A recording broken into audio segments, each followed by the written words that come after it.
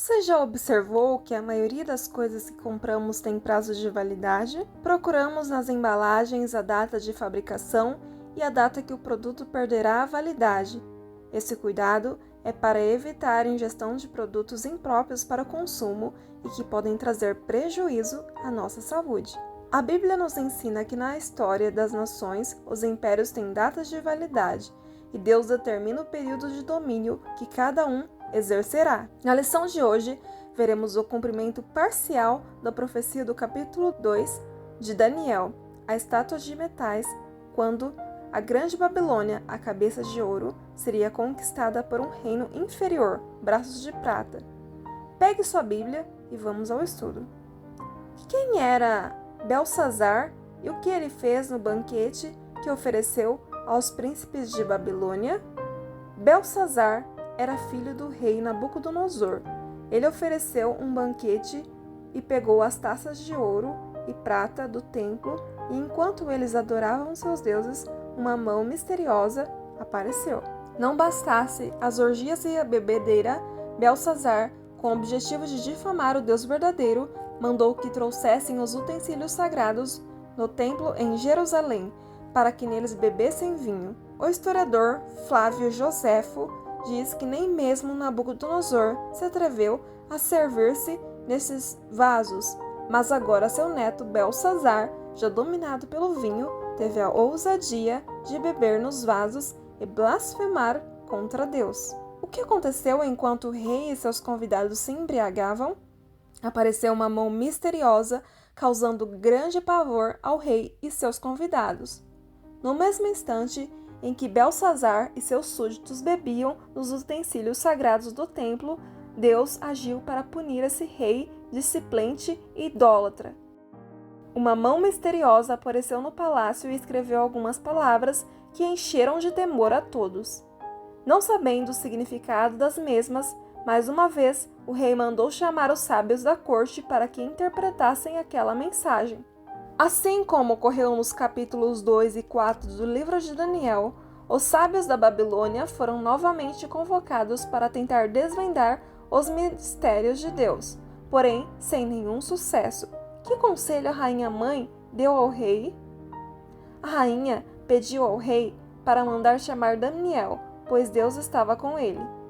A rainha-mãe, chamada pelo historiador Heródoto de Nitocris, conhecia muito bem as histórias que haviam se passado com seu pai, Nabucodonosor, e aconselhou Belsazar a procurar Daniel. O profeta se refere a Nabucodonosor como o pai de Belsazar. A palavra pai deve ser interpretada como avô ou antepassado, como em outras passagens da Bíblia. Daniel repreende o rei. Antes de Daniel dizer ao rei a interpretação da escritura na parede, ele o repreende severamente. Ao falar de Nabucodonosor, Daniel relembrou ao rei como Deus lhe havia concedido o reino e a grandeza e a glória e majestade. Disse também que quando o coração de Nabucodonosor se elevou e o seu espírito se tornou soberbo e arrogante, Deus o derribou do seu trono real e foi expulso dentre os filhos dos homens e viveu semelhante aos animais. Então disse Daniel: E tu, Belsazar, não humilhaste o teu coração, ainda que sabias de tudo isso. As histórias do passado deveriam ter impressionado seu coração e o levado a adorar o verdadeiro Deus, assim como fez o seu avô, mas em vez disso deu lugar ao pecado e ao orgulho e preferiu seguir seu próprio caminho. Qual foi o pecado de Belsazar? Belsazar roubou os vasos de prata e ouro do templo e adorou aos deuses de prata e ouro que nada sabem, nada veem e nada ouvem. Belsazar foi acusado de vários pecados, como a falta de humildade, blasfêmia, idolatria, glutonaria e outros. Ele teve uma excelente oportunidade, mas não aproveitou. Ao profanar os vasos sagrados do templo, Belsazar ultrapassou os limites da paciência divina e selou sua própria sorte. Essa história nos ensina que há uma linha invisível que não podemos cruzar sem sofrer consequências. Daniel interpreta a escritura. Que significava a escritura na parede? Mené, contou Deus teu reino e o terminou. Tekel, pesado fostes na balança e achado em falta. Parsim ou Pérez, Dividido foi o teu reino e dado aos medos e persas. O que ocorreu com Belsazar naquela mesma noite? Naquela mesma noite, o rei Belsazar foi morto e Dário, o Medo, ocupou seu lugar.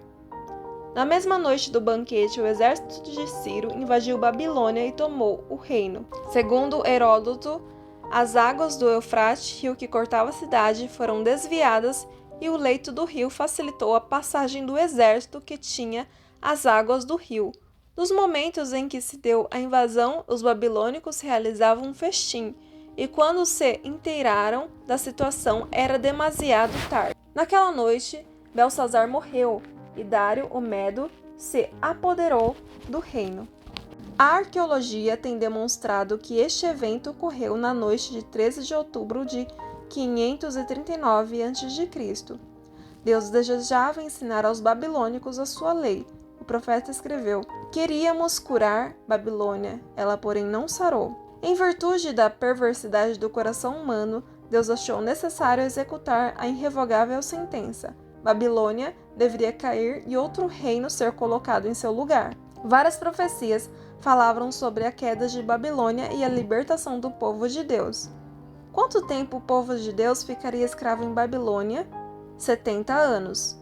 Quem seria o libertador do povo? Ciro.